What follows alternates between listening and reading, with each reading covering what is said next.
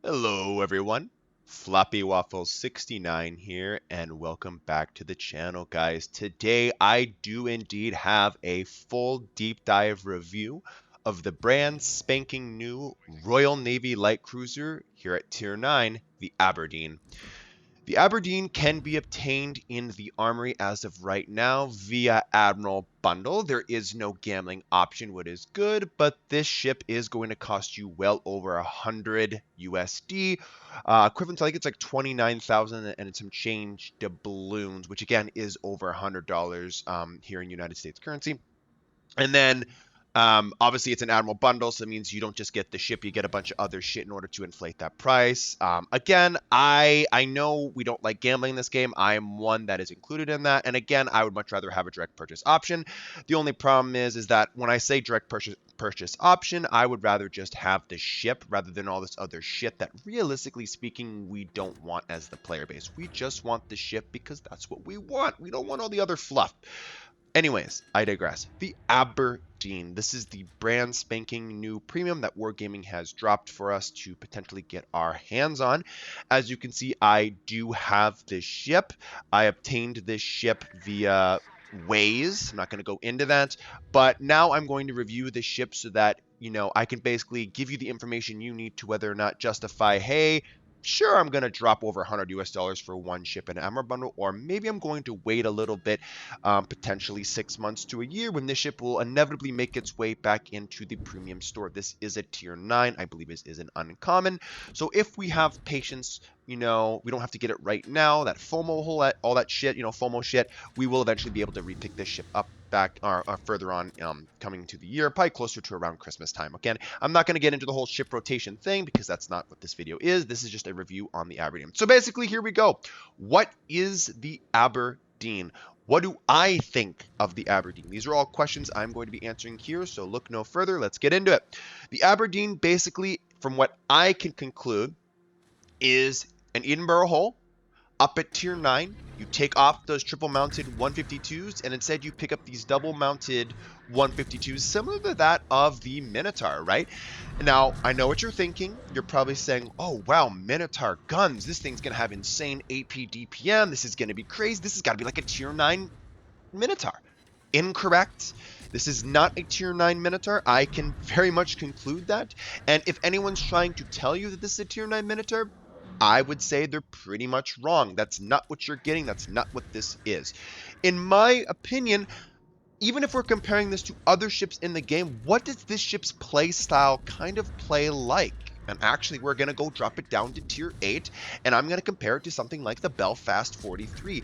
I think if you're a fan of the Belfast 43, you are going to like this ship. Sure, the Belfast 43 doesn't have short fused AP, it has normal AP. The Belfast 43 has HE. You don't have HE, so how can I compare these two ships? Well, it's ultimately the play style and the positioning of these ships. You have to understand how to play around capture points, support your allies via these short burst daring smokes, which again, I talked about in magnitude, in lengthy magnitude, which basically these short burst daring smoke screens, what I like to call them, are actually really good for playing solos and for self-governance rather than team-oriented gameplay. So again, if you play a lot of randoms, or basically this game, if you play a lot solo, you don't really play in divs that much, this is really good as a self-smoke for you. Again, don't really utilize this smoke screen to be smoking up your allies, because if you are, you're pretty much going to be touching tips. And yeah, you don't have that much radius on it, and it's not going to last incredibly long either. I think the actual like action time of the consumable on the Aberdeen smoke screen is like 40 seconds. Oh, sorry, 15 seconds, and then the smoke dispersion time is 40 seconds, cooldown time of 70 seconds. So How about if we compare this to the Tier 9? Obviously we're at Tier 9 here with the Aberdeen. What about the Tier 9 Tech Tree Cruiser, the Neptune? In my opinion, the Neptune is just flat out a better ship. I think the Neptune has better AP DPM. It has a super heal.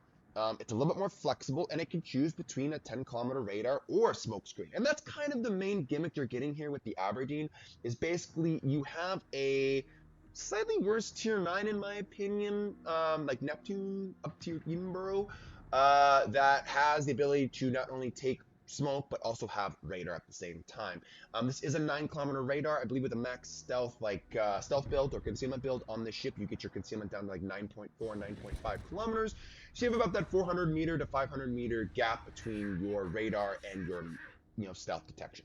Again, you're going to have me on record. I've said this time and time again. And again, this is coming from like a cruiser main here. I cannot Stand the combination of smoke and radar. I think it is disgusting. I think it is predatory, and I don't like it. Just like how I'm not a fan of like the Gdansk line, for an example. I mean, I understand the radars are shorter, and I get it, and the things don't handle particularly well. But again, I don't like the idea. I don't like the concept. So the vast majority of the time, you won't see me playing ships like this, just because I would rather have, the choice, rather than having the combination of the two. And again, the Neptune for me, I hold a special place for the Neptune. It's one of those ships that I just absolutely love and adore. And I think the vast majority of the community just really doesn't like it and doesn't really know how to play it. And they usually find themselves getting depth struck. That's just one of those ships that I make work. I've said this about like the Ibuki. No one's sitting here saying the Ibuki is god tier, but I like it. I make it work, right? So the Aberdeen, going back to what this ship is and how it plays and what you're basically getting here. I think I did a pretty good synopsis on what this ship is. Basically an up-tiered Edinburgh. You have those dual-purpose 152mm guns that are found like on the Minotaur, though you have less DPM. AP only, this is the short-fused AP, so again, this is coinciding well with like my Down the Line series that I'm doing right now.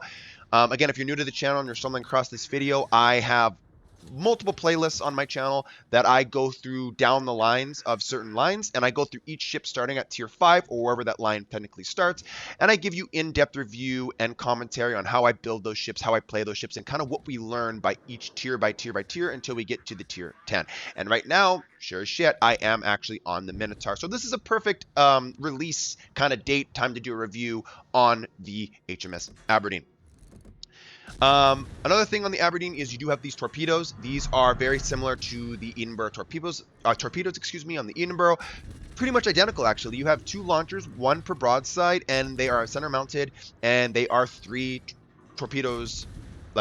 There's 3 torpedo tubes per launcher, going 10 kilometers. And again, I believe they are hitting for 16,700 damage-ish. And they have a reload of about 80 seconds, 62 knots, 1.3 detectability, which eventually correlates to about a 7.8 second reaction time. It's nice. Again, this is not Neptune levels of torpedo power. This is not Minotaur levels of torpedo power, but these get the job done, and you're going to see examples of that when I go ahead and showcase the full-on gameplay review here at the end. If you're wondering what this footage is in the background, this is just random footage of me playing the Aberdeen so that I can have filler in the background, because I wanted to do a different style with this review. I wanted to make sure I just showcase some gameplay in the background so you have something to watch while you're listening to my in-depth commentary on the ship. Again, going into the torpedo firing angles, you have 51 degrees firing forward with a 40 degrees firing rearward. Again, you can make them work, but again, you're exposing your ship's massive citadel that you do have on this ship when you are trying to get these torpedoes off. So you have to be wary of that. This ship does have a lengthy, long citadel that is higher in the water. So you're going to have to be careful when exposing broadside because you can punish this ship. Quite handsomely, matter of fact. Now, if we go into the main battery guns, again, you have the 4x2 152mm guns. I believe these are dual-purpose guns. Same guns that are found similar to like on the Minotaur. The only main difference between these and the Mino's guns is going to be that reload speed. The Mino is way, way, way quicker of a reload speed, while this thing only has a base of 4 seconds.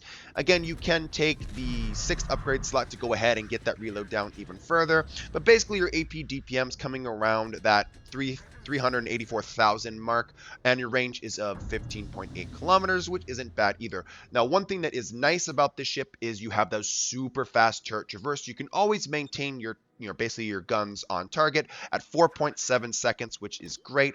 Sigma value of 2.05, which is great. And then also you have about 120 shells a minute, which is pretty damn good. Again, if we go ahead and compare head-to-head the DPM values of the Aberdeen compared directly towards that of, let's say, the Neptune, you can see the Neptune handsomely beats this thing out as it has more guns, and it actually has a little bit of a slower reload, but again, the more guns, the more short-fused AP going down range, it actually correlates to higher DPM, which the Neptune comes in at 480,000 compared to the 384,000 of the Aberdeen.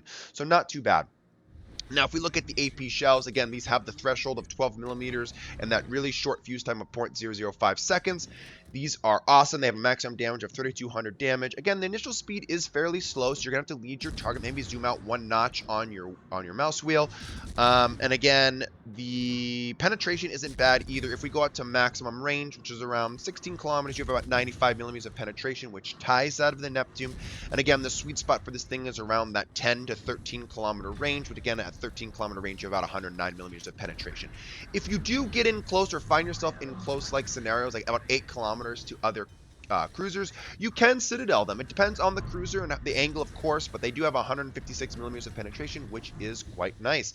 I believe you do have those improved ricochet angles at the 60 to 75 degree mark, just like that of the Neptune, so you can use that to your advantage. Again, not having high explosive on the ship is a bit of a downer because, again, your nemesis comes into play when you're dealing with pushing in battleships. You really have to pinpoint the superstructure to really do any reliable amounts of damage, which, again, rather sucks.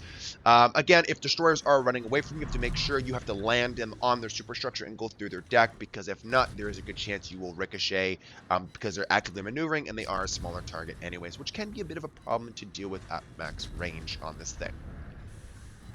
Going into the anti-aircraft, the one thing I did find about the Aberdeen's AA is it actually is quite dog shit. It does have the improved 6.9 kilometer range dual purpose light cruiser AA, which we do see on a lot of like really strong light cruisers. But I think the Neptune's AA, in my opinion, just feels better. And it's weird saying that because if I look at the values, the Aberdeen theoretically has better medium range and shorter range, but again, I just find the Neptune's AA better. I really don't know, guys. It's one of those weird things, but that's just my opinion that the Aberdeen's AA just feels rather lackluster.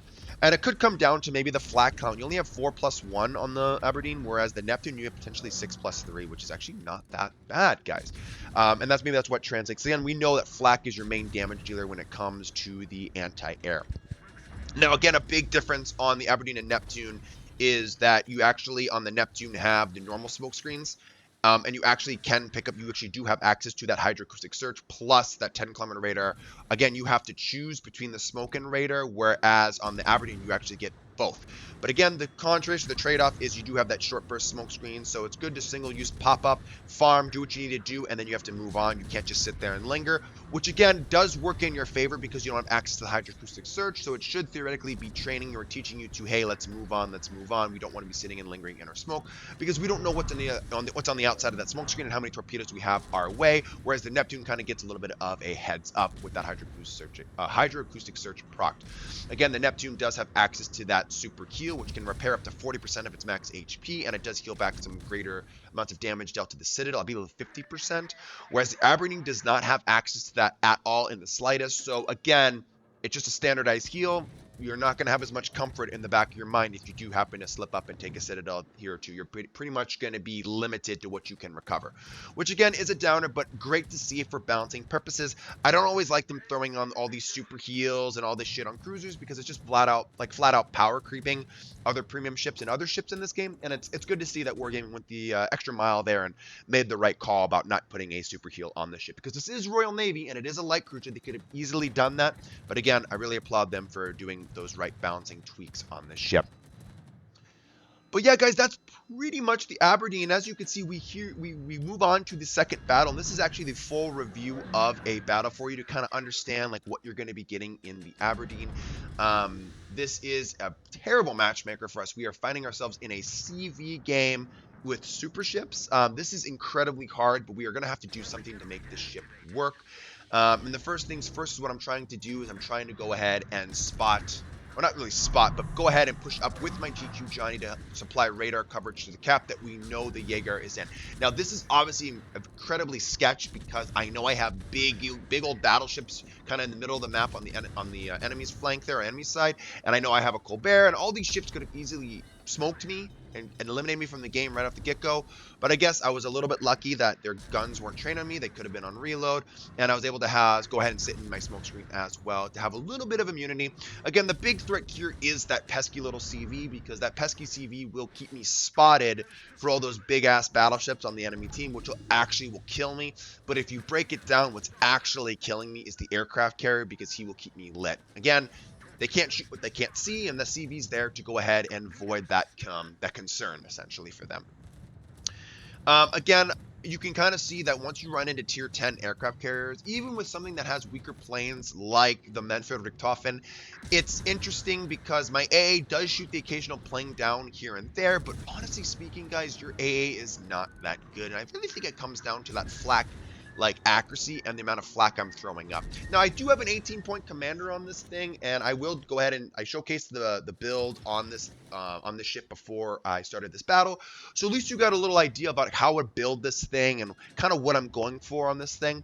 The big thing with the build that I want to actually address is that you can drop a couple of the other, plus tier 2 captain skill, maybe the +1 or captain skill, whatever, move some stuff around and kind of pick up that radio locator, that RPF skill that really turns this thing into quite the DD hunter, because I think that's actually how you're supposed to play this thing. Because you have limited guns, you only have 8 guns on the ship, and you are relatively stealthy. I actually find that the amount of damage you do on this thing is relatively limited, and because of the short burst smokes, like, you can farm, don't get me wrong, but you're not going to be able to sit there for long and farm with impunity. And also, you're a light cruiser that has better DPM, so ships will not only fire torpedoes like you see here in your smoke screen, but they will blind fire from time and time again, so you have to maintain movement within your smoke screen. It is an absolute must. Also, you don't have hydro, so you can't just sit in your smoke screen anyways. Not that it lasts too incredibly long. I think it's like 40 seconds or something like that, but you shouldn't be lingering in your smoke screen that long anyways. It's your smoke up, fire your 5 to 10 salvos, and then you move on. You cannot sit there and just allow yourself to get nuked by torpedoes, okay? Because again, we don't have a super kill, we have no protection, and again, we have no hydro to warn us about the torpedoes either. So kind of just have a little bit of situational awareness, know where the enemy threats are, especially those torpedo threats, and kind of watch battleships' turrets to see where they're looking at, because they're maybe trying to look at your shell tracers to kind of time that blind fire. So you have to be careful of that as well. Now, one thing I do want to talk about with the Aberdeen is the main battery firing angles. Again, the first and second turret, if we are in the pre-kited position, the first turret has a 40-degree angle shooting backward, and then that again, the second turret matches that as well. And then the third and fourth turret have 35 degrees going forward. I do find this ship to be better at played in the kited position rather than pushing inward, and that is going to be a little bit of a shock to a lot of people. I think a lot of people think you're supposed to push with your radar consumable, radar enemy destroyers, and nuke them, right, and severely cripple them. I'm not saying that's not what you're trying to do, but I find it a lot harder to do that because those 35-degree firing angles forward kind of makes this ship a little bit of a struggle to play when you're pushing inward. And again, you have to be careful too. I'm not saying 40 degrees rearward is better, but is slightly better and allows me a little bit more flexibility to utilize all 4 of my guns or all 4 of my turrets rather than just my 2 that I actually find myself using a lot. And that's, I think, a big downer to me. This ship is not as easy to play as a lot of players are making it look. I know there's a lot of big YouTubers out there and community contributors that are probably saying, hey, this is like a great tier 9 ship. You really need to get this ship. This ship is going to be dominating. It's so competitive. That radar smoke combination. Yeah.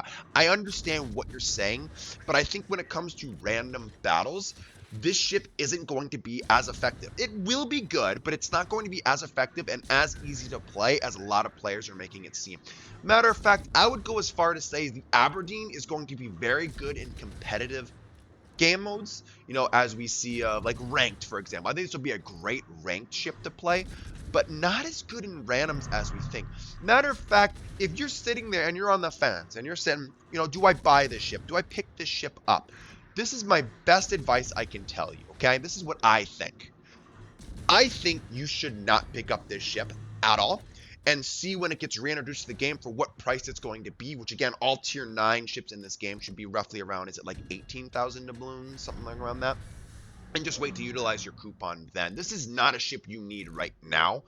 And especially if you just play solely randoms, operations, co-op, all that, just go play the Neptune. I think the Neptune is going to be able to scratch that itch for you. And even the Edinburgh at tier 8 is going to be able to do that.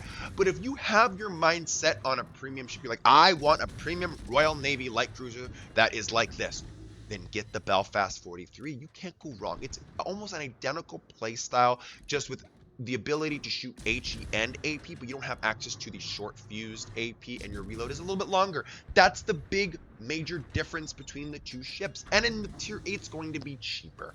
At the end of the day, I'm here to point you and steer you in the right direction and give you good feedback for those who are free to play players, those that don't want to spend so much money on every damn ship that comes out. You want to get the most bang for your buck. I would say skip this ship, push it to the back burner for later on in the year, and go ahead, and if you really have your mind set on a premium ship, the Belfast 43 is the ship you want to pick up. Now again, I don't know, if I have to double check if the Belfast 43 is in the premium store now and during the ship rotation it's getting yanked and have to wait another 6 months. If it isn't, or if it's getting reinstated into the game, whenever that is, I would wait till that ship comes available, because then I would go ahead and pick that ship up. If you kind of understand what I'm trying to say, I just think it's going to be a more fun game experience. Plus, I think the Belfast 43 is just an easier ship to play because you have HE. HE makes these ships incredibly easier to play because it's almost like no matter what angle the enemy's showing me, yeah, my HE can shatter, but I'm theoretically going to be doing some amounts of damage, where I'm not just going to be potentially ricocheting and doing nothing if I don't have the best accuracy at all. And plus, we know tier 9 usually gets thrown in a lot of tier 10 games and has the ability to get thrown in super ship games like you're seeing here. I don't want that to be you, where you buy this tier 9 premium for over $100 and then you're just getting up tiered all the damn time and you're really not being able to play the way that you want to play. That's incredibly frustrating. I can only imagine what that's like for players that only have purchased, the one end-all be-all ship, right? So yeah, my advice, just do the Belfast 43. Plus, I think tier 8 matchmaker is just better, sadly. I mean, yes, you'll get the occasional tier 10 game, which sucks ass, but I think, if anything, you'll go against tier 9s about 50% of the time, and more often than not, you'll be a top tier. Again, that's just my opinion, what I find out. I could be wrong. Everyone has different, like, matchmaker, whatever you call that, like, luck, I guess, but that's just my luck when it comes to tier 8, so... All right, guys, my final thoughts on the Aberdeen here. Again, I've kind of already done my final thoughts, but again, you kind of know where I lie. Yeah, so basically getting an up-tiered Edinburgh with Minotaur guns, but a little bit worse DPM than the Minotaur. That's basically what you got here. That's what your package is, and you're basically paying to have the ability to slot radar and smoke. You don't have to choose anyone. That's basically what you are getting with the Aberdeen. And again, it is a good ship. I'm not saying the ship is bad. I don't want you to, take my words out of context, because I don't think the ship is bad at all. But I do think this ship is more tailored towards competitive game modes like ranked, and I think this ship will find just more success in ranked battles than it will in the random queue. Now, again, if you think I'm wrong, tell me I'm wrong. Whatever you believe, whatever your opinions are, that's fine. That's just what I find the Aberdeen to kind of be like so far for me. And I've played a lot of games in my Aberdeen, and honestly, guys, it's one of those things where it's like I play a couple games on this thing, and then I scratch my head and I go play the Neptune, and in one Neptune game, no matter what the matchmaker throws at me, I just have I have more game impact. I do more damage. I just feel like I'm doing more than I am in my Aberdeen, and I think that's the frustrating part for me when it comes to the Aberdeen. Is it just is like, yeah, you get a radar and a smoke, but I feel like I'm objectively doing less for my team. And as a cruiser, I want to make sure that I'm checking those boxes about supporting my allies via radar and smoke, laying down suppressing fire, escorting with AA coverage, having the ability to have hydroacoustic search. I mean, yes, the one big thing on the Aberdeen is you actually don't get ship-based ASW. You get the airstrikes, which is a huge advantage, because if you look, when I do the down the line series, a big disadvantage you have with the tech tree is you actually have ship-based ASW. Well, no more. You actually can pay Wargaming to actually have access to airstrikes. But again, how useful these airstrikes are going to be, I mean, they're going to be more useful than depth charges, hands down, because at the end of the day, you're a cruiser, but you don't have hydro. So you don't know when enemy submarines are 2 kilometers max depth below you. You don't know that. You're going to have to rely on them surfacing and then radaring them to see where they are, compared to just being, anywhere within your 4 or 5 kilometers or less in your Hydra because you don't have Hydra, which I find does kind of suck. Um, Another thing about this ship that I've noticed, the last thing in regard to my final thoughts, is the where are you? The survivability of the ship. Again, you have that baked-in acceleration that all Royal Navy ships have. You do start up just a little bit slower. I mean, 0.3 seconds slower than that of the Neptune. But again, you have a better rudder ship than the Neptune. And again, it's a no-brainer in that fourth slot. You're going to be slotting the improved rudder because you already have the baked-in acceleration. So it's pretty much of a guarantee that you're doing that compared to the other ships, right? And again, this is suicide. I know it's like this is the last ditch effort I have, and this is when I find use of the torpedoes, right? I'm going to charge at a ship that pretty much I know is going to kill me, launch kind of inward of the gray indicator because I know he's going to be turning in, and we're shooting parts of the ship that I know I can pen with my short fuse, which is like the nose and the ass. I'm getting full pens rather than over pens or shatters. We can turn around, use our other 3 torpedoes, then we're going ahead and we're going to trade. We're going to kill a tier 10 for our tier 9, and the Columbo is pretty damn strong. So again, I think that's a good trade. And again, SAP just fucks you no matter what. But hey, whatever. We got the kill. We did what we needed to do, right? All right, moving into the post-battle screen, we did end up winning the game, thank God, but because the ship is newer, this actually is only a 1 rank, so I'm obviously, people are getting some really good results in this thing, 168,000 damage with, I think, like 2,400 base XP, not a bad showing from the Aberdeen. Sorry I couldn't get an E rank for you guys, but, you know, such is life. It's one of those things, does it really matter? No, the game I featured really showcased the pros and the cons of the ship, and that's what I wanted to really do for you guys. Anyways, have a good rest of your day, guys. Peace out.